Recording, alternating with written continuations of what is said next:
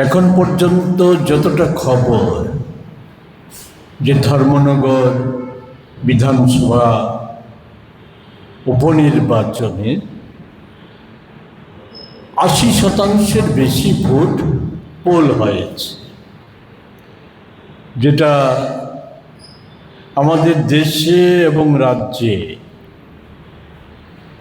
আমি 18-র পরবর্তীর ঘটনা বলছি না, 18-র পূর্ববর্তী দিনগুলিতে বা দেশে 14-র পূর্ববর্তী দিনগুলিতে যে কোনো উপনির্বাচনে, সে লোকসভা নির্বাচন হোক, বিধানসভা নির্বাচন হোক, এই উপনির্বাচনে এটা একটা অস্বাভাবিক ঘটনা। যাই হোক, আমরা নির্বাচন অবাধ এবং সব দিক থেকেই শান্তিপূর্ণ হবে কিনা সেই নিয়ে আমরা সংশয় প্রকাশ করেছিলাম। কারণ এই সময়ে 14-র পরবর্তী কেন্দ্রে এবং বিজেপি শাসিত রাজ্যগুলিতে 18-র পরবর্তী আমাদের এই ট্রিপল ইঞ্জিন সরকারের শাসনকালে কোনো নির্বাচনই অবাধ পরিচ্ছন্ন হয়েছে বলে মানুষ মনে করে না, আমরা মনে করি না, নির্বাচনী রেকর্ড তা বলে না। আমরা যেটা লক্ষ্য করছি, প্রতিটা নির্বাচনই এই নির্বাচন প্রহসনে পরিণত করার জন্য শাসক বিজেপি, অমিত শাহরা যেমন নতুন নতুন ফর্মুলা নিয়ে আসছে নির্বাচন কমিশনকে সাথে নিয়ে, এখানেও একই ধারা পরিলক্ষিত হচ্ছে।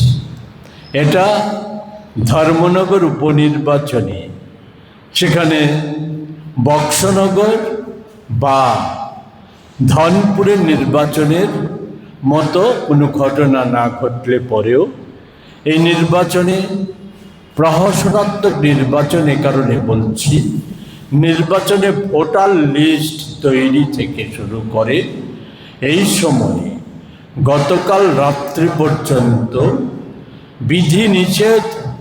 এ হচ্ছে বিরোধী দলগুলির জন্য, যে বহিরাগত কেউ ধর্মনগর বিধানসভা কেন্দ্রের মধ্যে অবস্থান করতে পারবে না। এই বিধিনিষেধটা এটা শুধু বিরোধী দলগুলির জন্য, শাসক দলের জন্য এটা প্রযোজ্য নয়। এটা সারা রাজ্যে অন্যান্য সাধারণ আইন শৃঙ্খলার ক্ষেত্রে যেমন প্রযোজ্য, নির্বাচনী বিধিনিষেধের ক্ষেত্রে এই জিনিসটা প্রতিষ্ঠিত হয়ে গেছে। তো ধর্মনগর শহরটা কার্যত আমাদের ওই জেলার পার্শ্ববর্তী জেলাগুলি থেকে, এমনকি আগরতলা থেকেও একটা বিশাল সংখ্যক বিজেপি কর্মী সেখানে সমবেত হয়েছিল। এবং এই যে অস্বাভাবিক রকম ভোট বৃদ্ধি, এটা এক কথায় বলা যায় এই সময়ে আর ভোটার লিস্ট, এই দুইয়ের সংমিশ্রণে নীরব রিগিং এই নির্বাচনে অনুষ্ঠিত হয়েছে বলে আমাদের অনুমান। ফলাফল ঘোষণা বা পোলিং স্টেশন ভিত্তিক আমাদের রিপোর্ট আমরা নিয়ে আসলে পরে, এই সময়ের মধ্যে নিয়ে আসাটা সম্ভব নয়, এমনিতে দূরবর্তী, নেটের অবস্থা খুবই খারাপ। আমরা বিকেল 3টার পর একটা দীর্ঘ সময় নেটে কোনো রকম কাজ করিনি, আমরা সার্বিক খবর সংগ্রহ করতে পারিনি। আপনাদের কি অভিজ্ঞতা আমাদের জানা নেই।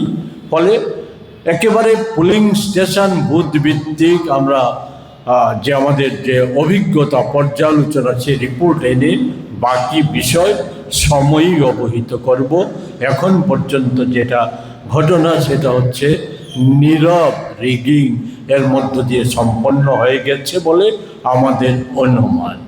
আমরা শুধু আপনাদের মাধ্যমে একটা কথাই রাজ্যবাসীকে বলতে চাই যে এসবের পরিণতি পৃথিবীর কোথাও শেষ অবধি কিন্তু শাসক গোষ্ঠীর জন্য সুখকর হয়নি। এটা যেমন পৃথিবীতে হিটলার মুসলিনের ক্ষেত্রে প্রমাণিত হয়েছে, আমাদের দেশে আমাদের রাজ্য, আমি বিশদে আর বলবো না, আমাদের রাজ্যেও তা প্রমাণিত হয়েছে, তার নজির আছে। ফলে এটা ভাবার কোনো রকম কারণ নেই। কংগ্রেস, প্রদেশ কংগ্রেস, আমরা এই অবস্থাটাকে দীর্ঘদিন আমরা অনুমোদন দিয়ে রাখব। আমরা এই অবস্থা থেকে রাজ্যবাসীকে মুক্ত করার জন্য আমরা যেটা শুরু করেছি, এটা হচ্ছে আমরা এই উপনির্বাচনে আমরা এই বিষয়টা প্রত্যক্ষ করেছি, কিন্তু আমাদের সংগঠন আমরা যেভাবে দাঁড় করাচ্ছি, মানুষকে যেভাবে প্রস্তুত করাচ্ছি এডিসি নির্বাচনকে সামনে রেখে, এবং আগামী দিনে সে হচ্ছে সলতে পাকানো, দড়ি পাকানো আমরা শুরু করছি, যাতে গোটা রাজ্যে আমরা একটা শক্তিশালী দড়ি পাকিয়ে নিতে পারি, যেই দড়িটা আমাদের এই যে হীরক রাজা সত্যজিৎ রায়ের সে কথা বলে আমার কথা বলা শেষ করব। একটা সময় ছিল, যায় যদি যাক প্রাণ, হীরকের রাজা ভগবান। মোদিজি এবং আমাদের রাজ্য সরকার এটাই মনে করছে, কিন্তু আমরা যে সলতে পাকাচ্ছি, এতে যে দড়িটা তৈরি হবে, নিশ্চিতভাবে আমরা আপনাদের মাধ্যমে এই রাজ্যে পরিবর্তনকামী মানুষকে আমরা ভরসা যোগাতে চাই। লক্ষ্যে স্থির থাকুন। কংগ্রেস দল যে দড়ি পাকাচ্ছে, এই দড়িটা 28 নির্বাচনে এই জগদ্দল পাথরটাকে চারপাশ থেকে ঘেরাও করে আমরা সব দিক থেকে টেনে এটাই প্রমাণ করব, দড়ি ধরে মারো টান, সবাই মিলেছে টানটা দিলে পরে হীরকের রাজা খান খান হয়ে যাবে। এ কথা কয়টি বলেই আমার কথা বলে